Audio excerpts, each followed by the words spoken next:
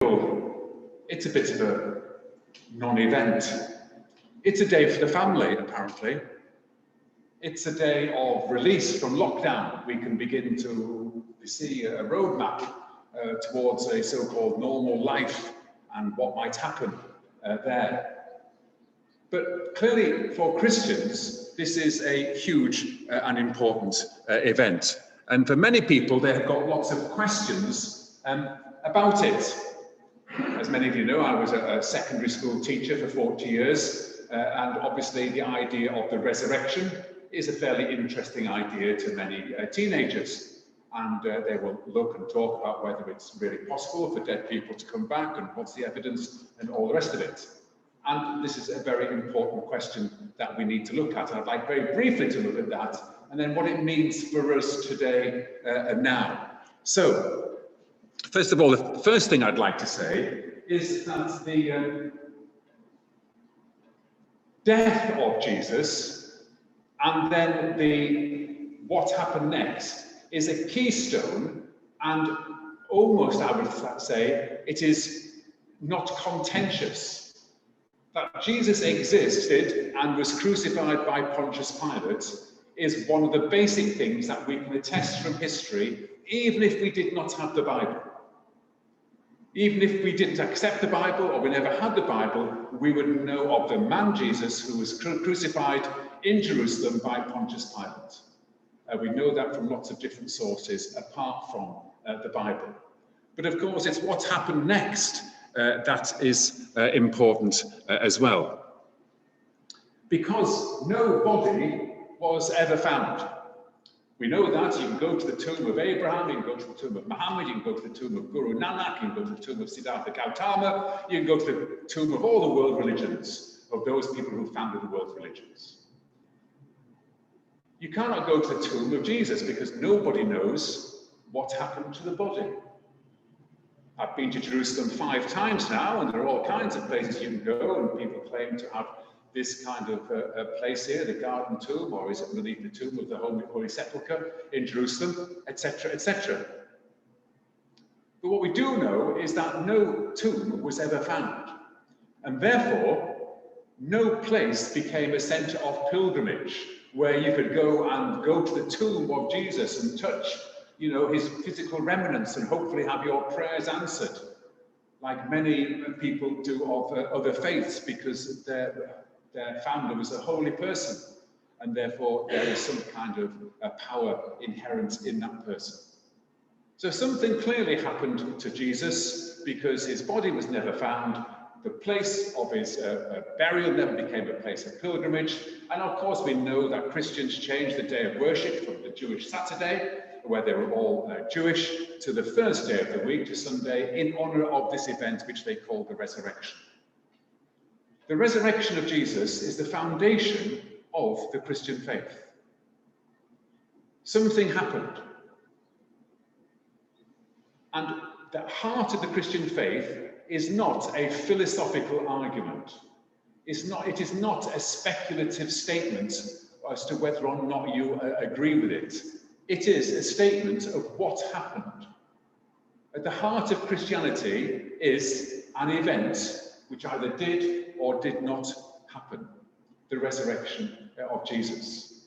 And the good news that was announced by the first Christians was of this event, that Jesus had risen from the dead. And you, like them then, we all have difficulties with that idea. For us, it's lost in the mist of time and therefore doesn't have such an immediate impact. But for someone to start saying that this person who had been killed just a few years ago had risen from the dead was just as difficult to accept then as it is now. Dead people did not rise then as they do not now. So it wasn't as though they were much more open to this concept. They weren't. It was just as difficult. There was the idea of the general rising of the dead. That was an established concept amongst the Jews and amongst others, that people might rise from the dead after death. Yes, that is a possibility among some. But the idea that this man rose from the dead and was alive and walking around the streets of Israel, that was a difficult and different concept. So the heart of Christianity is the belief that Jesus rose from the dead and ascended into heaven and will come again, to quote the Creed. So it is historical, the resurrection. But another thing we could say, it's all different kinds of things, but it is also personal. The resurrection is personal, that it happened to an individual, i.e. Jesus, but also it is personal in its application and understanding of what it might mean for us. So, for example, 3 P's. Sorry, you know me, I like 3 points of alliteration and then you can forget them. 3 P's.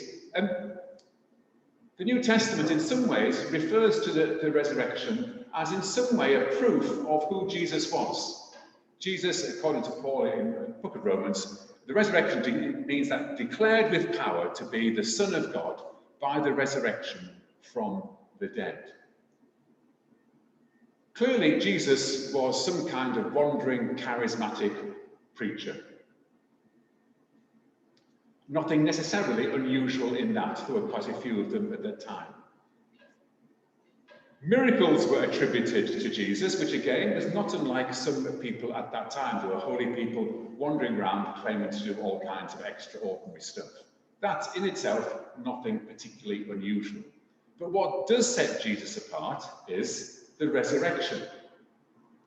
If the resurrection is true, then clearly this person who was resurrected is of significant importance. Paul here refers to him as the Son of God, which is a phrase that's got sort of stuck in Christian theology.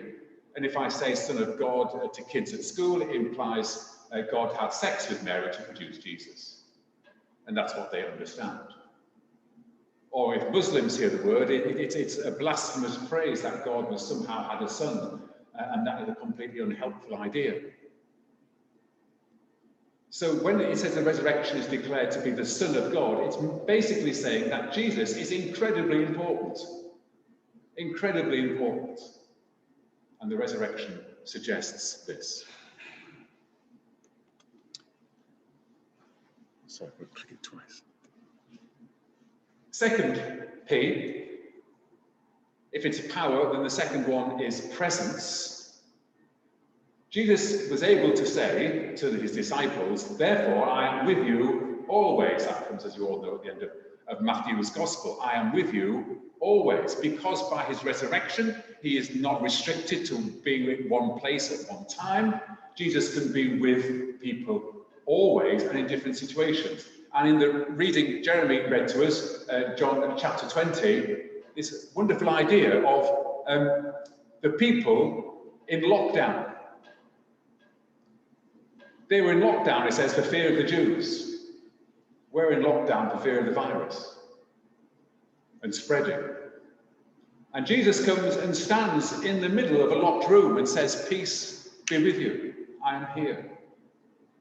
And that's what the resurrection, I believe, means today, that Jesus can come and stand with us in the midst of our lockdown, in the midst of our loneliness, and the midst of all the questions and difficulties we've got with the COVID and mental health and the economy and everything else.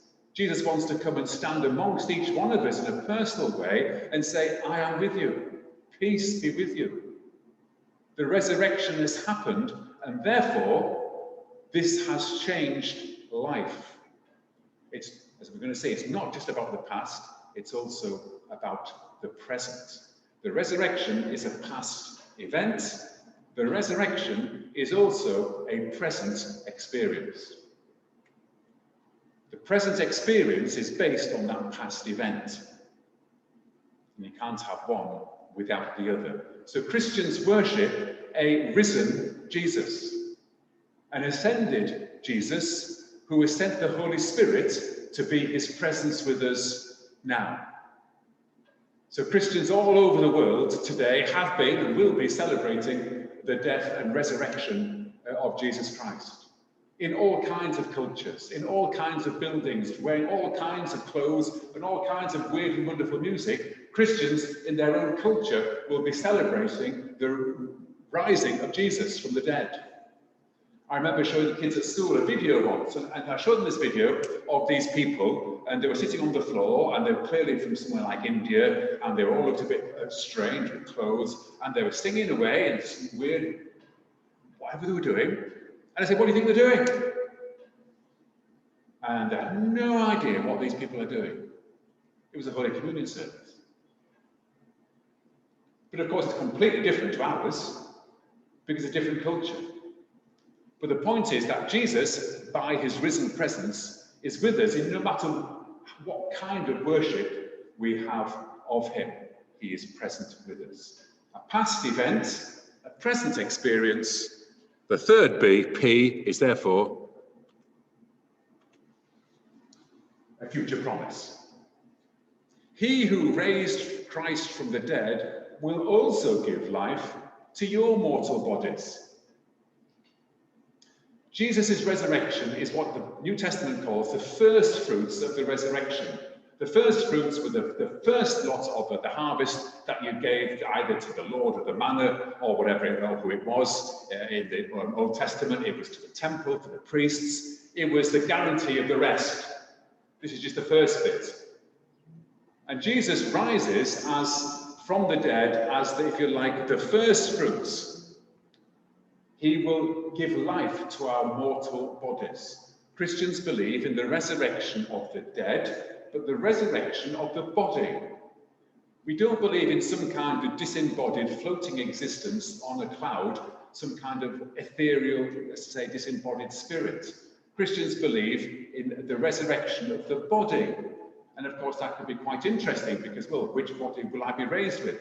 Can I have my 21-year-old body, please? Rather than my present body, because this one's, run down a bit. Can I have somebody else's body, please? Because, I really, whatever. And there are all kinds of questions about that. But the point is this. The point is that God is concerned about the whole of us, not just sort of a spirit bit, which we think is some kind of ghost in a machine, which is some kind of spirit that lives inside of us. God is interested in our wholeness. Body, soul, spirit is all one integrated, what they call psychosomatic unity. So Jesus, risen from the dead, means that we too one day will rise from the dead. And this is the Christian hope of a Christian funeral. 2 or 3 weeks ago, during the funeral of Jim Hammond, who was a long-time member of this church. And the Christian hope for Jim is the resurrection of the dead, that he goes to meet his Lord, whom he has worshipped dimly, but will then see face to face. And so the Christian celebrates today those three things. The resurrection is a past event which we celebrate today. And we celebrate it today, but it's all to do with the phases of the moon and the Jewish Passover, which is why you can never know the date of Easter, but nobody knows the date of Easter next year, because you don't know.